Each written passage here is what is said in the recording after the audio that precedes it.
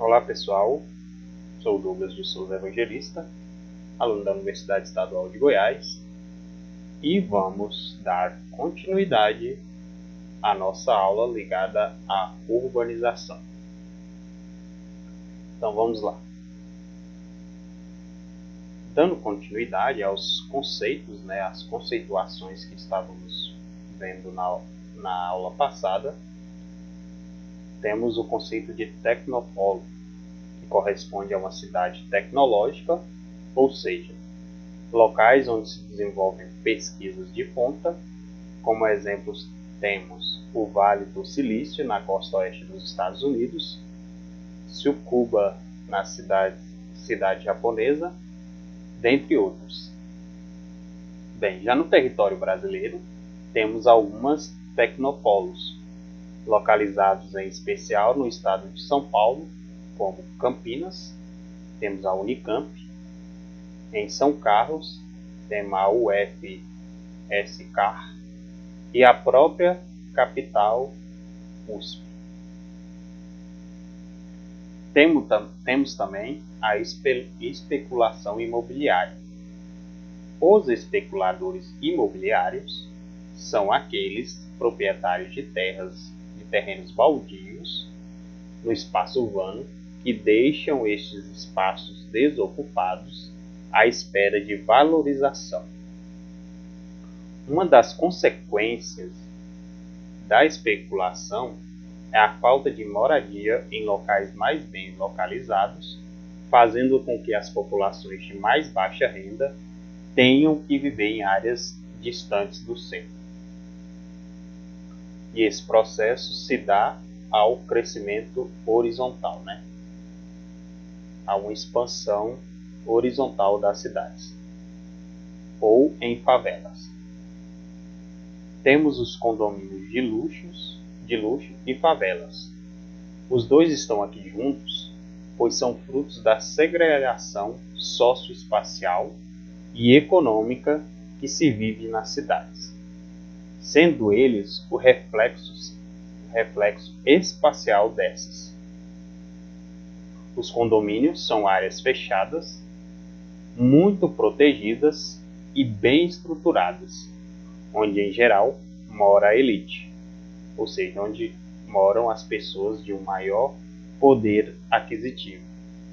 As favelas são áreas sem infraestruturas adequadas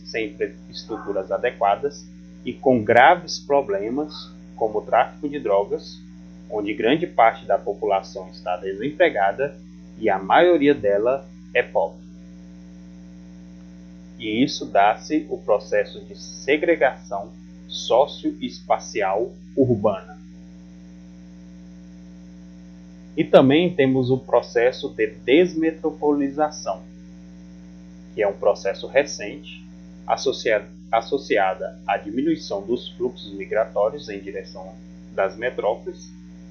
Esse processo se deve em especial à chamada desconcentração produtiva, que faz com que empresas, em especial indústrias, se retirem dos grandes centros, onde os custos de produção são maiores, e se dirijam para cidades de porte médio e pequeno, onde é mais barato produzir. Em função desses vários fatores, como por exemplo os incentivos fiscais, hoje no Brasil, cidades como Rio de Janeiro ou São Paulo não são mais adequadas para o recebimento, não são mais aquelas que recebem os maiores fluxos migratórios, mas sim regiões como o interior paulista, o sul do país ou até mesmo o nordeste brasileiro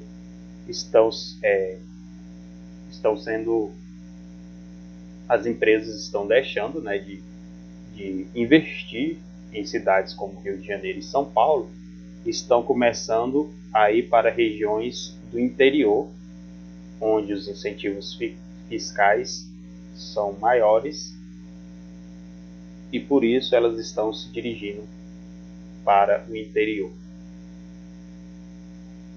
Temos a verticalização das cidades, que é o processo de crescimento urbano que se manifesta através da proliferação de edifícios. A verticalização demonstra valorização do solo urbano, ou seja, quanto mais verticalizado, mais valorizado. Então, esse processo de verticalização é o processo onde há um maior crescimento ou uma maior quantidade de prédios dentro de um território de uma cidade. Bem, agora eu vou passar 2 vídeos pequenos para vocês poderem compreender um pouco melhor sobre o processo de urbanização e também sobre a hierarquia das cidades.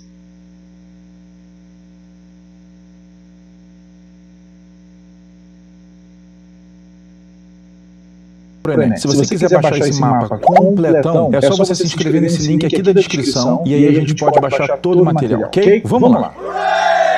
Pessoal, o primeiro problema de urbanização e a coisa que a gente mais tem que chamar a atenção é que urbanização e crescimento urbano não são as mesmas coisas. Crescimento urbano é a expansão física de uma cidade, ou seja, o aumento em área de um espaço urbano. Portanto, crescimento urbano é diferente de urbanização. Quando falamos assim, urbanização, estamos falando do processo no qual a população da cidade cresce mais que a população do campo. Outra coisa para ficar atento, país urbano é aquele com mais de 50% da população vivendo em cidades. Então, beleza. Agora que você já entendeu o que é urbanização e suas variações mais próximas, vamos lá que eu vou te explicar como que esse conceito acontece, ou seja, quais são suas causas. O conceito da cidade grande não existe há tanto tempo assim. Ele é fruto da Revolução Industrial, um fenômeno que se intensificou entre os ricos no século XIX e entre os pobres emergentes no século XX. Foi o momento em que a cidade era o espaço que estava oferecendo emprego para a população. Muitas vezes, as condições precárias do campo e a promessa de uma vida melhor na cidade impulsionam essa migração chamada de êxodo rural. E aconteceu no Brasil a partir de 1930. O êxodo rural é exatamente isso, um grande movimento migratório que ocorre de uma área rural para uma área urbana. A gente já chegou. As cidades, em geral, por mais que sejam parecidas, sempre apresentam configurações diferentes. Tem a clássica metrópole, zonas centrais que possuem alto nível de importância e de influência, como São Paulo, Brasília, Rio, Recife, BH, Manaus. A chamada região metropolitana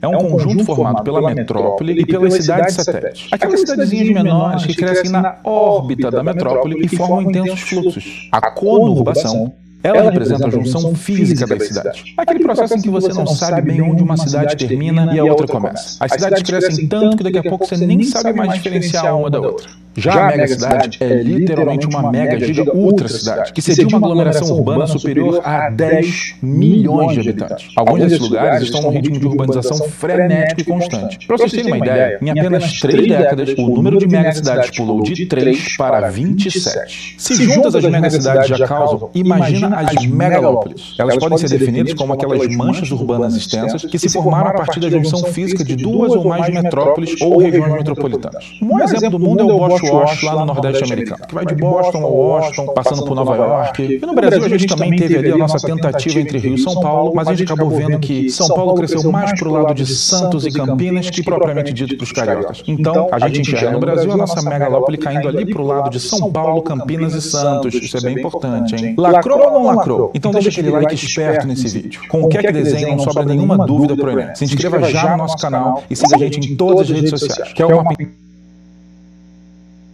Agora vamos entender um pouco sobre o processo de hierarquia, urbana.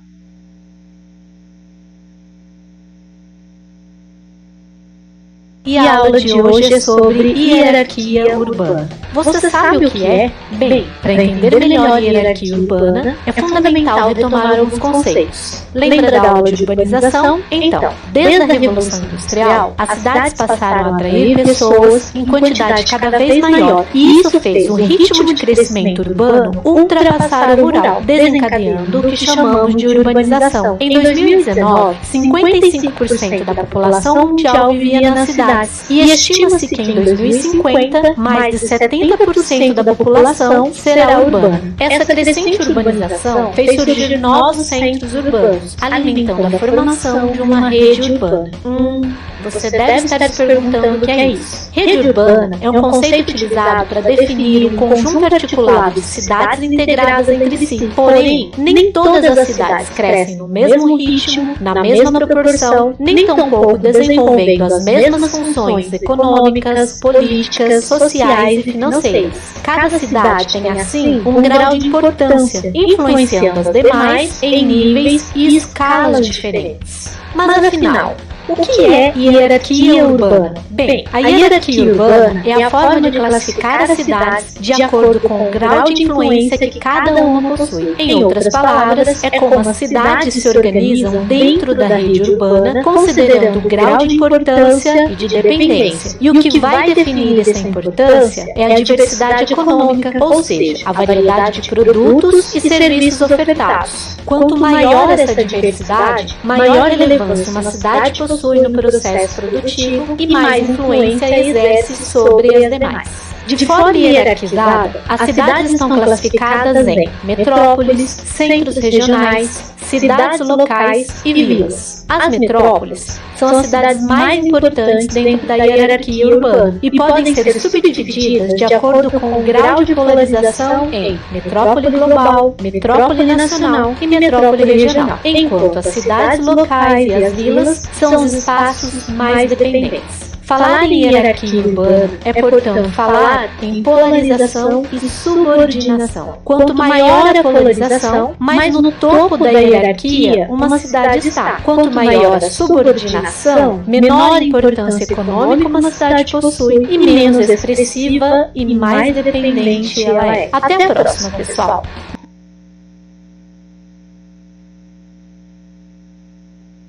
Então, como vimos no vídeo, né, temos essa explicação aí sobre hierarquização e urbanização. Bem, agora vamos passar para alguns exercícios para darmos uma melhor fixação do conteúdo.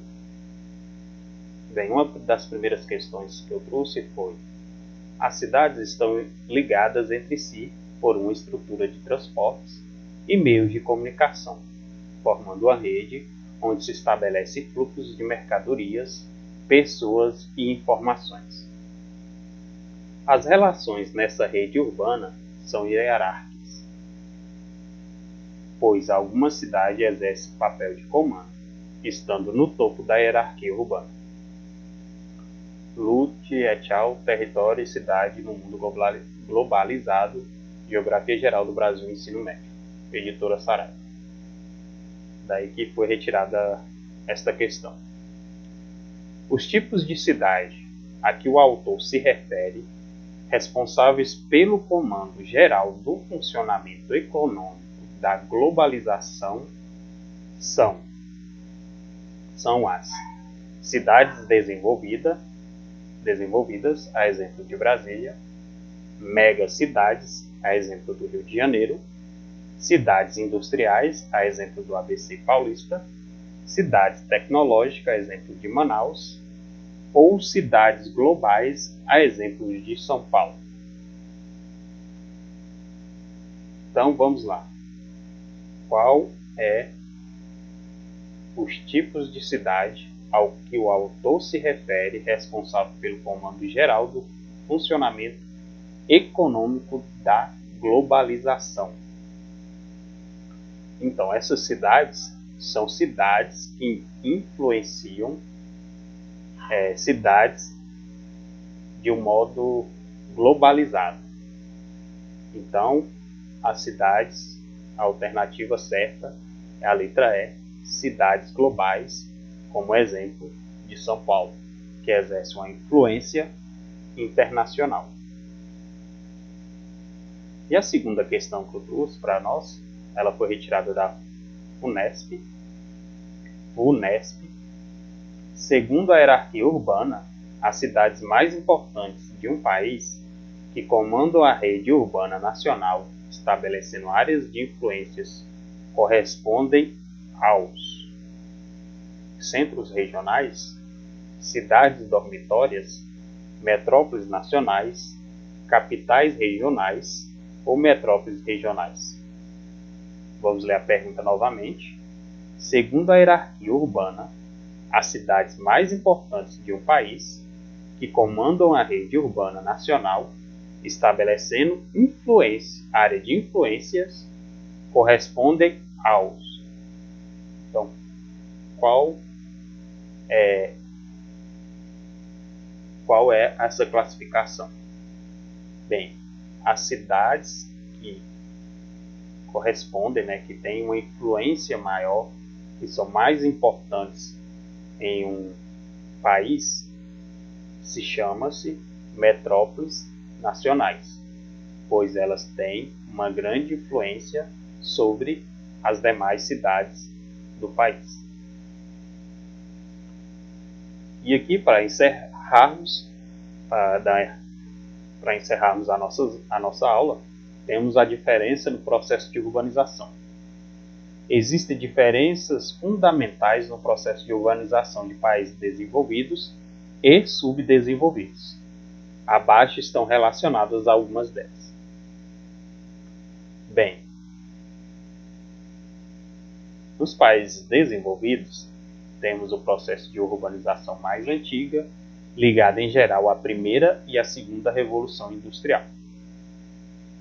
Temos uma urbanização mais lenta e num período de tempo mais longo, o que possibilitou o espaço urbano se estruturar melhor, Ou seja, nos países desenvolvidos, temos o processo de ocupação das cidades numa melhor estrutura.